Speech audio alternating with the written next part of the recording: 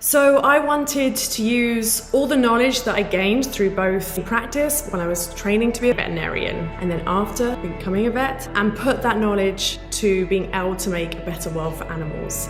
And so that's why I came to work at the Humane League and really push for greater change for animals around the world.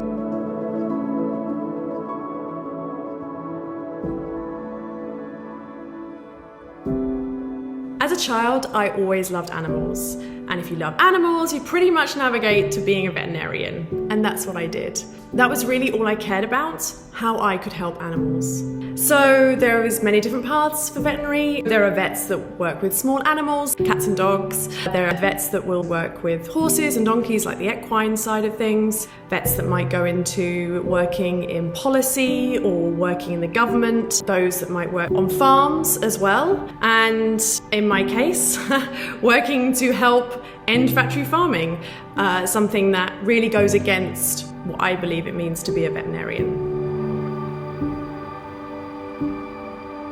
We took an oath to protect animals, and I take that very seriously. People will look to us for guidance about how to care for animals, and anyone you speak to will expect veterinarians to do the best for their animals, to care about them and about their welfare. And so that really is in stark difference to what we see in factory farming, where animals are not treated as animals or living beings or sentient beings, but treated as commodities, as something that is worth a price and are kept in horrific conditions as a consequence. And we as veterinarians owe it to animals to stand up against this. It's really hard when you see veterinarians defend the very industry that causes this pain and suffering to animals. It's hard really to understand that it must not come from anything but from a profit-making perspective. Simply put, it cannot be okay for animals to be treated in such a way that they suffer from painful sores on their body, broken limbs, and for veterinarians to stand there and say that this is acceptable. It simply is not.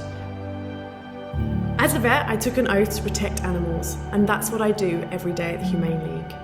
We're here pushing for companies to improve animal welfare in their supply chains.